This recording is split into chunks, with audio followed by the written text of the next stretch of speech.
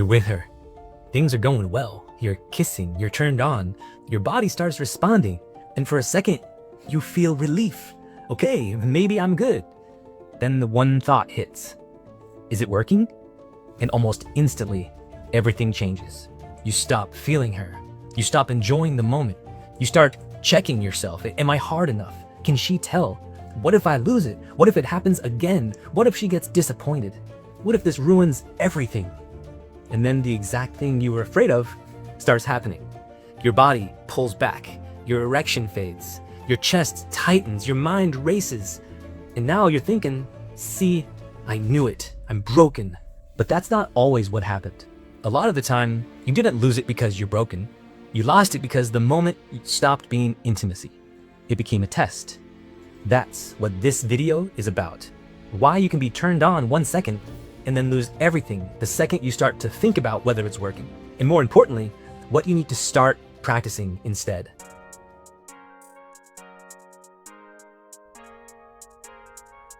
This pattern is brutal because it feels like betrayal.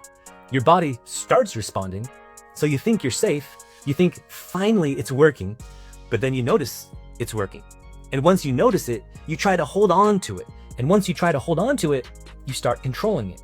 And once you start controlling it, you're no longer in the experience. You're now watching yourself have the experience. That's the shift. You go from feeling her, kissing her, being in your body, being in the moment, to monitoring yourself, judging yourself, measuring your erection, predicting her reaction, trying to prevent failure.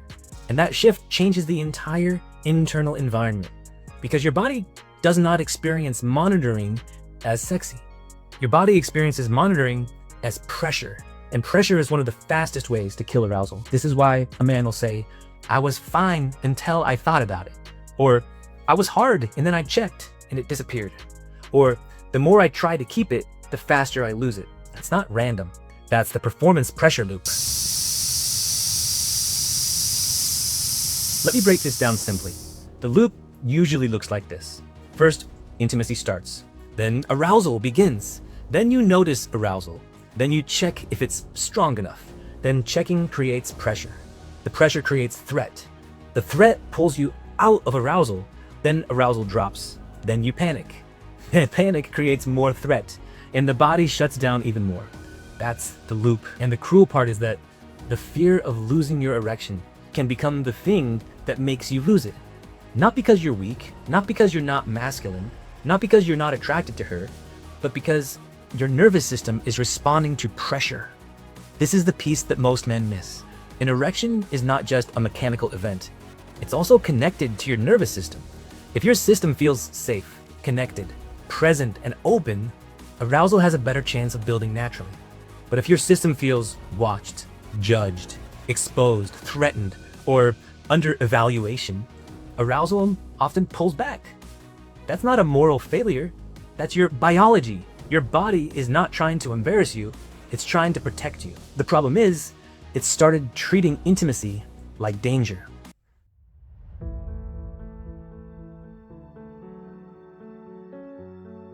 Most men think checking is harmless. They think, I'm just seeing if it's working. But checking is not neutral. Checking changes your state.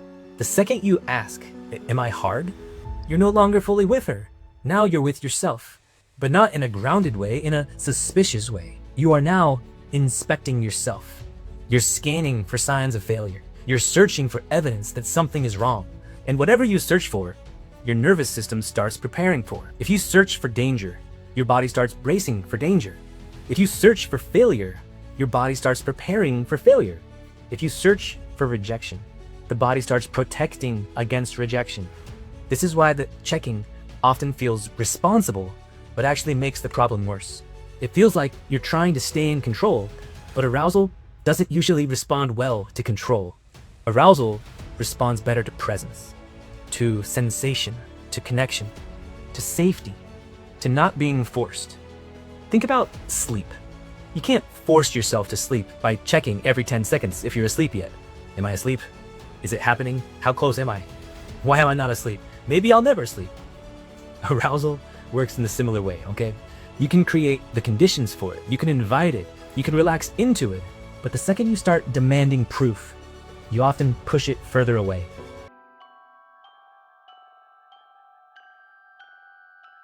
Now, let's talk about why this hits so hard for men, because this isn't just about sex. Most men don't experience erection issues as a neutral body signal. They experience it as a threat to their identity. It feels like I'm not a real man. I'm disappointing her. She's gonna lose attraction. She's gonna think I'm weak. She's gonna compare me to someone else. She's gonna leave. Am I not enough? That's why the pressure gets so intense. You're not just trying to have sex, you're trying to defend your masculine identity. You're trying to prove that you're desirable. You're trying to prove you can satisfy her. You're trying to prove that you're not broken. You're trying to prove that the last failure won't happen again. That's a massive amount of pressure that you put on one moment. And when your erection becomes the thing that you have to prove your worth with, your body starts carrying the weight of your entire identity. No wonder it shuts down. Nobody performs better under that kind of threat. So part of the rewire is learning to separate your worth from your erection. That doesn't mean you stop caring. Of course you care. You want to be able to make love to your woman. You want to feel confident. You want to feel capable. You want to enjoy sex without fear, and that matters. But your erection cannot be the only evidence that you're the man, because the more it has to prove, the more pressure it carries. And the more pressure it carries, the harder it becomes for the body to relax.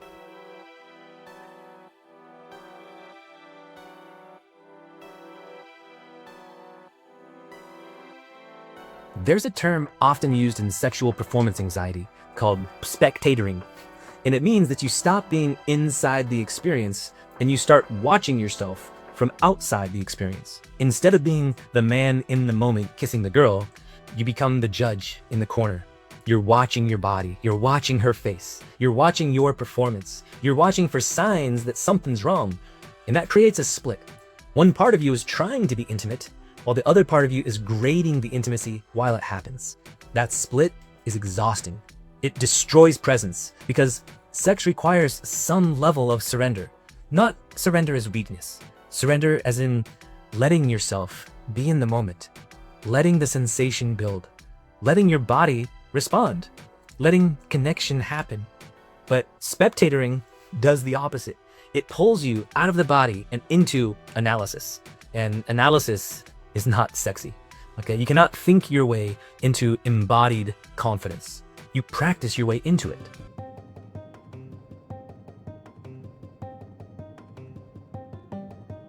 A lot of men try to solve this by getting reassurance. Reassurance from themselves, from their partner, from porn or from testing, from forums, from another YouTube video.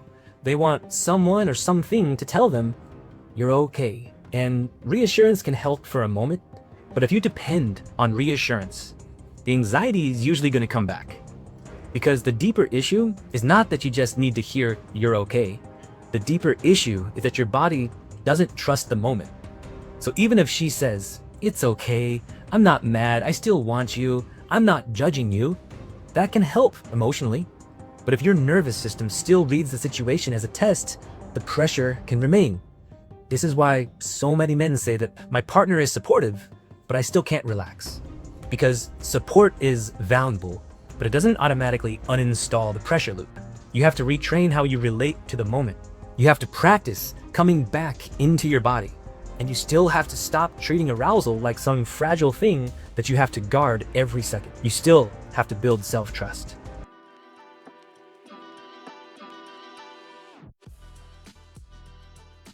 Now, let's get practical. If this happens to you, here are the first things that I would stop doing. Stop checking every few seconds. The more you check, the more pressure it creates. You already know checking doesn't help, so stop treating it like a solution. Stop making her reaction the center of your nervous system. Yes, her experience matters, but if every breath depends on whether she looks disappointed, you'll disappear from your own body. You cannot stay grounded if your entire state is outsourced to her facial expression. Stop rushing to penetration as proof. A lot of men think, if I can just get inside quickly, I'll be safe. But rushing usually comes from fear, and fear does not create the best sex. Sometimes slowing down is the stronger move. Stop apologizing over and over. One grounded sentence is fine. But repeating, apologizing, it often turns the moment into a crisis. It makes the room heavier. It makes her feel like she has to take care of you. And it reinforces the idea that something catastrophic just happened. Stop trying to force it back. Forcing is pressure. Pressure is the problem. So if your body pulls back, the move is not to attack it. The move is to regulate, reconnect, and remove the threat. So, what do you do instead? Number 1, return to sensation. Sensitivity, not performance, sensation. Okay? Feel her skin. Feel your breath. Feel your hands. Feel your body against the bed. Feel the warmth. Feel the moment. The mind wants to measure, so you need to feel. Give your attention something physical and real to return to. Number 2, slow down. You do not have to rush. You do not have to prove anything. You do not have to sprint toward penetration just because your body started responding. Sometimes the most masculine thing you can do is slow down and stay present. Pressure says, hurry before you lose it. Presence says, I don't need to rush. I'm here. And that shift matters. Number 3, breathe lower. Now, what I mean by that is that when men panic, their breathing often gets high and tight, chest and throat, short breaths. That signals threat. So bring the breath lower, slower inhales, longer exhales. Relax the jaw, relax your belly, relax your grip. You're teaching the body that this is not danger. 4, stay connected with her, not through performance, through presence. Look at her, kiss her, touch her, be with her. Not as a strategy to get it back, but because connection is the entire point. When you make connection the goal, sex becomes less of a test. And when sex becomes less of a test, the body often has more room to respond. Number 5, use grounded honesty if needed.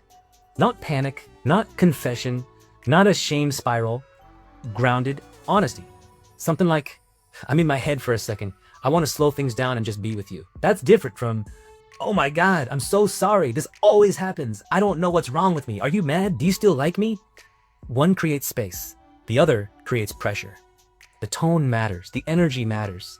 The goal is not to make her feel responsible for your nervous system. The goal is to stay honest without collapsing.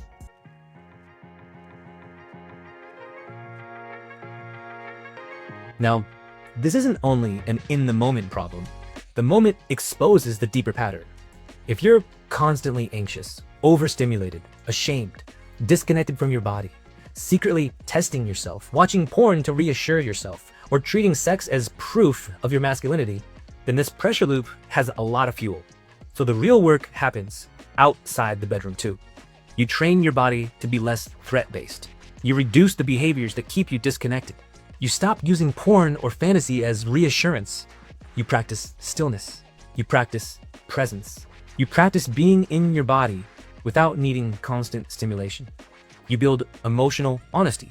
You rebuild self-respect. You learn how to be with discomfort without escaping. Because the bedroom doesn't create all of your patterns. It reveals them. If a man lives all day in pressure, avoidance, secrecy, self-judgment, it's not surprising that his body struggles to relax when he's the most exposed. So yes, you need tools for the moment, but you also need to become the kind of man who's not constantly at war with his own body. That's the bigger rewire.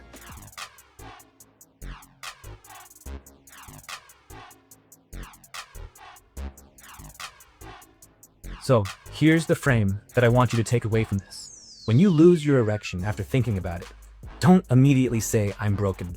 Say, I left the moment. That's so much more useful, because if you're broken, all you can do is panic. But if you left the moment, you can return. Return to your breath. Return to sensation. Return to connection. Return to her. Return to yourself. This is a skill. And like any skill, it gets stronger with practice. At first, you may only catch the pattern after it happens. That's fine.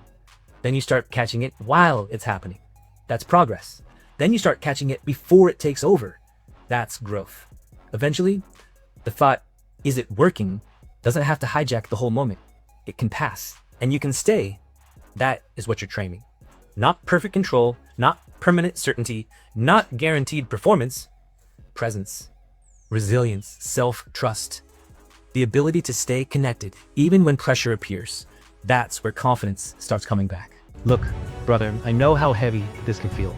When your body disappears the exact moment you wanted to show up, it can feel humiliating. I've been there. It can feel confusing. It can make you want to avoid sex altogether. It can make you want to hide. But avoidance does not rebuild confidence. And pressure doesn't rebuild arousal. The path is different. You stop turning sex into a test. You stop checking yourself every few seconds. You stop making your erection carry your identity. You learn how to regulate. You learn how to stay connected. You learn how to be honest without collapsing. You learn how to trust your body again. Because the goal is not to become a machine. The goal is to become present enough, safe enough, and connected enough that your body can respond naturally again. That's the work, and it can be rebuilt. If this pattern describes you, I put together a free guide called The Masculine Rewire. It helps you understand the deeper patterns behind porn conditioning, performance pressure, and why your body may shut down when intimacy starts to feel like a test. There's also a diagnostic inside that helps you see whether your pattern is more visual, physical, emotional, pressure-based, or a mix. So you can grab it below. I recommend that you start there, because once you see the pattern, you can stop blaming yourself and start rebuilding the right thing. Brother, thank you so much. I'll see you in the next video. Much love.